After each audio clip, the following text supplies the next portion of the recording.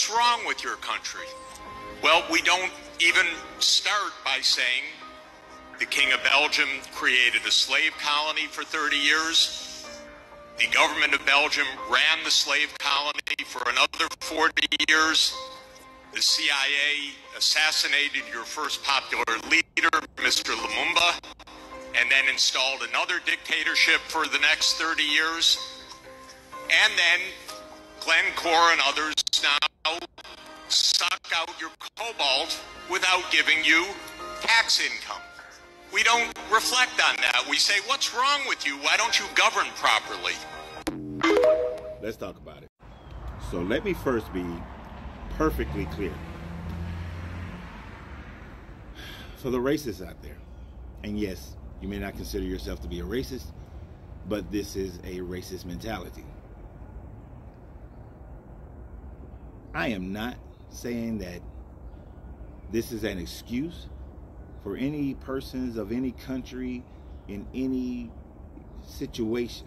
It's not an excuse for any of the former African colonized countries, any of the other countries like India that was colonized. This is not an excuse for the Black American. But it's an understanding to which I seek. An understanding of you cannot start a race 100 miles down the street, 200 miles down the street, 300 miles down the street, 400 miles down the street from everybody else, and then expect to finish at the same time. And since the race is never ending, can't expect that when a person starts and they've only been going for 40 or 50 years, that at 40 and 50 years, they should be at the same level that you are at 400 years down the road. That during that time frame of the 40 years, you still had things in place like killing a good leader.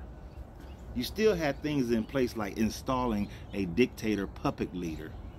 You still have things in place of sucking out the resources, and expect them to be at the same level that you're at because you had a 400-year head start. Let me ask you, let me speak to you in a way that maybe you understand.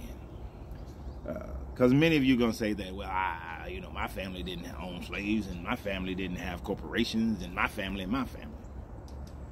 All right, your family was allowed to buy land in the 1940s, 1% guaranteed, whereas other black families weren't allowed to do so. Go research the New Deal with your guy FDR, and you'll be able to see that.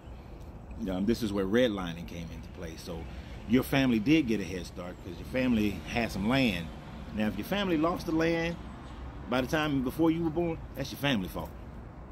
But they had a head start, where ours didn't get that head start. Your family didn't have your towns burned out. You didn't have any of those things.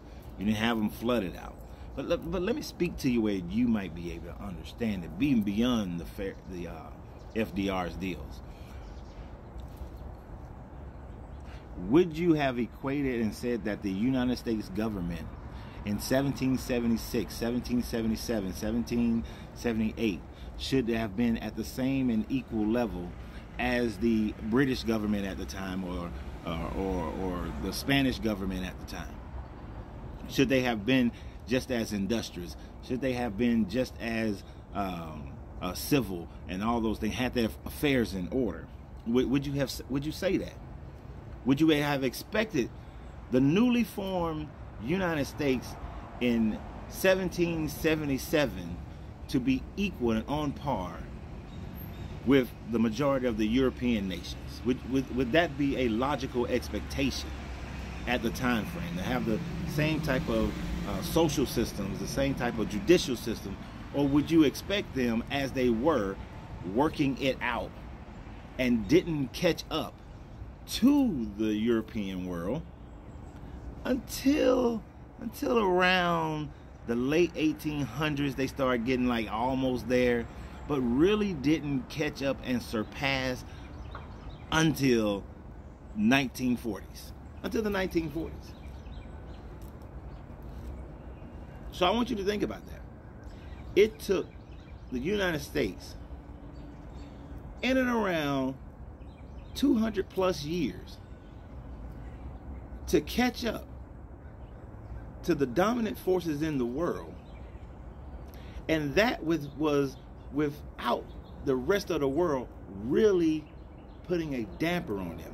No puppet regimes installed, no civil disobedience created, but America's government was left alone to build itself by itself and create for itself.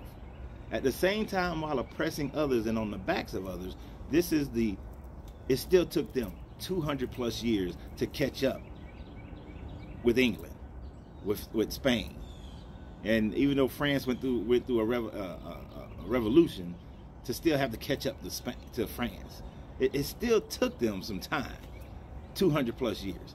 Yet you expect that since a lot of these African nations have only been freed 50 years or less, that Black Americans and Spanish Americans and Asian only had civil rights, but still had systems in place to have caught up in about 50 years, 50, 60 years. That's how ridiculous you sound. And it's not that I'm asking for a leg up. Just remove the roadblocks. Just remove the roadblocks. And then look at how great America then could actually be. Make America great again? It ain't never been great. Not for my people and many other people.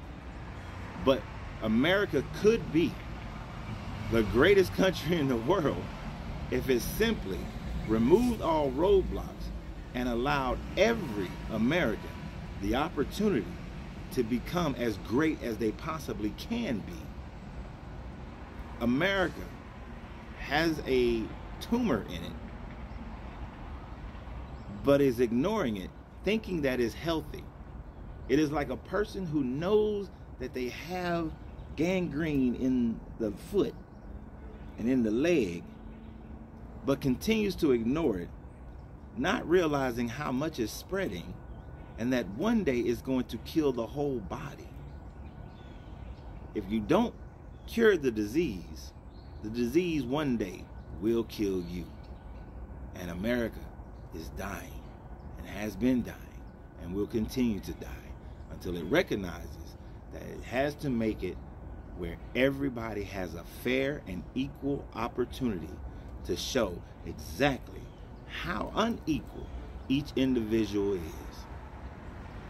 Because if you took out all the Jim Crow laws that were in America from 1864 on up to somewhat still today, but primarily civil rights ended a lot of it. But if you took away 100 years of that, the level of achievements of this country, the level of prosperity that this country could have achieved is far greater than what you see that it achieved. This country would be the ultimate utopian superpower if everybody had an opportunity without barriers. I just want you to think about that before you go and start judging some of these other countries. Go with the new leaderships in Africa, being autonomous and not on the tit of America. The next 40, 50 years in Africa, you're going to see some new superpowers come up. And you might not like it. So for America, you need to free yourself so you can be yourself, because your greatness is non-negotiable. Good journey, good vibrations.